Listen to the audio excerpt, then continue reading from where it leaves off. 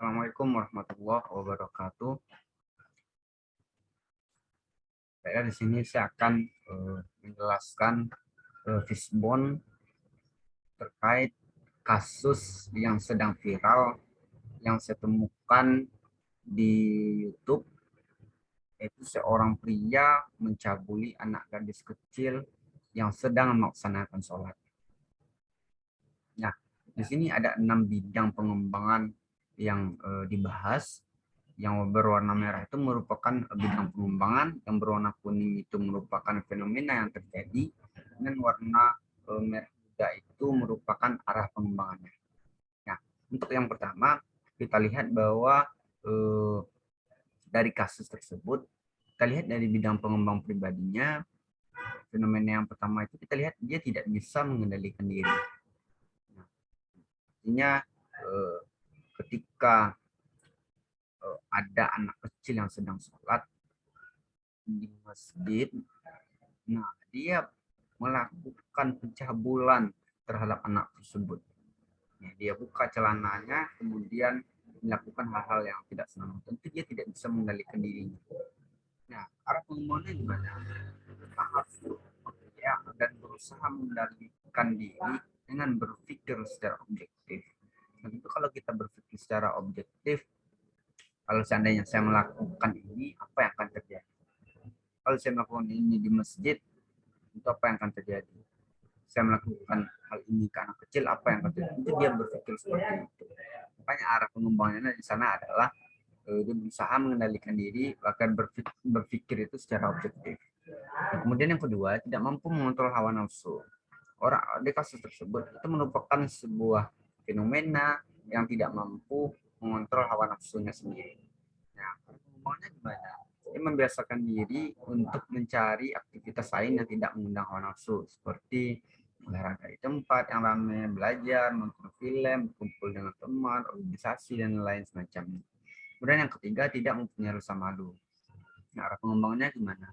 Membiasakan diri untuk menanamkan rasa malu dengan cara memikirkan akibat yang akan terjadi setelah melakukan perbuatan yang tidak terpuji tersebut. Kemudian yang keempat adalah cara berpikir yang salah.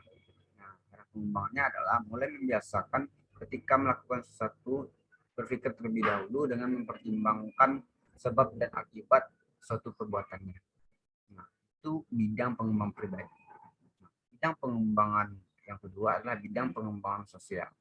Nah, bidang pengembangan sosial yang pertama adalah tidak menghormati orang lain. Nah, arah pengembangannya adalah menghormati orang lain dengan cara melakukan ibadah di masjid, atau berdoa di masjid, atau berzikir. Kemudian tidak menghargai orang lain. Nah, arah pengembangannya adalah menghargai orang lain dengan cara tidak mengganggu ketika melaksanakan sholat. Tidak melakukan hal tersebut ketika di masjid, ketika anak kecil itu sedang melaksanakan sholat. Kemudian yang ketiga adalah tidak tenggang rasa. Artinya arah pengembangannya adalah menenggang perasaan anak gadis kecil yang sedang sholat dengan cara membiarkan dia melaksanakan sholat. Seharusnya kita menyayangi dia. Melihat anak kecil itu yang sudah mulai dia melaksanakan sholat di masjid. Kan itu hal yang luar biasa. Makanya sikap ketiga ini tidak menghormati, menghargai, dan tenggang rasa ini yang tampak dari video tersebut. Nah, kemudian yang ketiga, bidang pengembang belajar. Bidang pengembang belajar ini hal-hal yang harus dikembangkan dan harus dia belajar terkait hal itu. Yang pertama, ada rasa malu. Nah, artinya pengembangannya adalah dia mulai membiasakan belajar untuk menanamkan rasa malu dengan cara meletakkan sesuatu pada tempatnya. Nah, kemudian masjid merupakan tempat berbuat kebaikan. Jadi dia harus dikembangkan ke arah tersebut. Kemudian yang kedua, tidak memikirkan dampak negatif perbuatannya. Cara pengembangannya adalah dia belajar bagaimana dampak negatif perbuatan yang dilakukannya dengan cara berpikir apa yang akan terjadi ketika melakukan perbuatan tersebut. Dia tidak menyadari bahwa banyak dampak negatif yang akan terjadi ketika dia melaksanakan perbuatan seperti mencabuli seorang gadis tersebut, apalagi sedang melaksanakan sholat. Nah, kemudian ketiga, dia tidak bisa mengontrol hawa nafsu. Artinya dia harus belajar bagaimana mengontrol hawa nafsu ini. Nah, melakukan dengan cara melakukan hal-hal yang positif dan mengurangi hal-hal yang negatif. memperbanyak diskusi dengan teman, bertukar pikiran, kemudian bisa juga dengan belajar, bermain games dengan teman, organisasi dan itu semua bisa dilakukan dan belajar cara untuk mengontrol hawa nafsu. Kemudian yang keempat adalah bidang pengembangan karir. Yang pertama adalah karirnya itu bisa hancur. Nah, yang kita lakukan adalah menata ulang kembali pikirannya bagaimana karirnya untuk depannya kalau melakukan hal mencabuli gadis tersebut. Sadarkan dia kembali agar teringat dengan tujuan jangka panjangnya. Dia mau jadi apa ke depannya. Kalau melakukan hal tersebut, itu karirnya akan hancur ke depan. Kemudian masa depannya akan menjadi kelam. Nah, arah pengembangan gimana? Agar masa depan tidak menjadi kelam, mulai membiasakan merubah kebiasaan, mengubah perilakunya ke arah yang baik. Kalau tidak masa depannya menjadi cerah. Bagaimana merubahnya? Untuk melakukan hal-hal yang positif.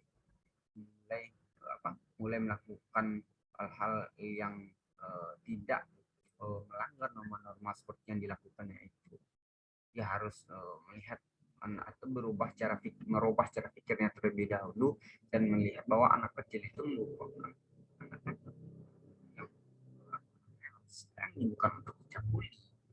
Nah, ini dia harus belajar itu agar masa depannya tidak menjadi kelam. Nah, kemudian yang kelima itu bidang pengembangan keberagamaan. Bidang pengembangan keberagamaan, bagaimana yang kita lihat adalah dia tidak mengingat dosa atas perbuatan yang dilakukannya. Nah, arah pengembangannya adalah mengarahkan klien akan dosa yang didapat ketika melakukan perbuatan asusila tersebut, seperti organ vitalnya itu akan dipotong nanti ketika melakukan dan lain-lain. Kemudian kurang ibadahnya kepada Tuhan.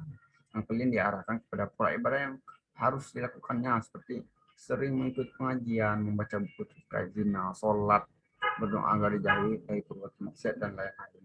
Bahwasanya dia melakukan perbuatan itu di masjid, padahal tempat masjid itu merupakan tempat ibadah kepada Tuhan, malah dilakukannya malah dilakukannya cabul ya anak gadis itu. Ini kurangnya taat ibadah kepada Tuhan.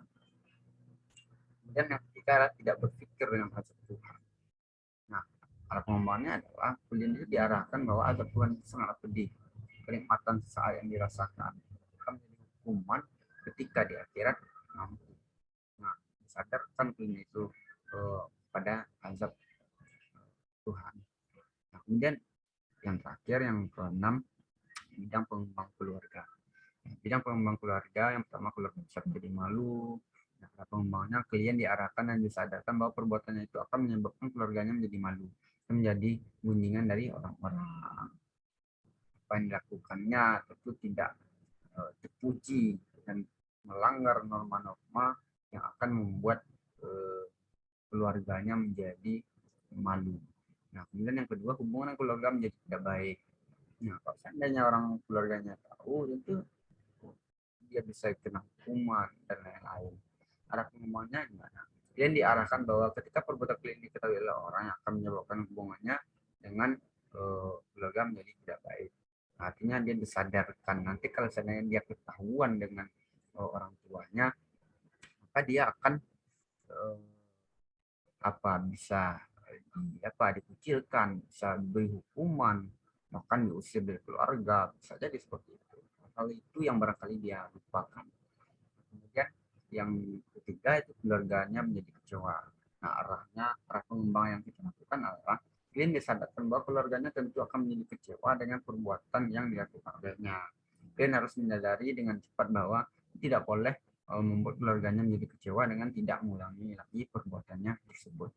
Nah, ini merupakan penjelasan sedikit mengenai Fisbon, seorang pria mencabuli anak gadis kecil itu yang sedang melaksanakan sholat. Jadi yang kurang, saya mohon maaf. Terima kasih. Assalamualaikum warahmatullahi wabarakatuh.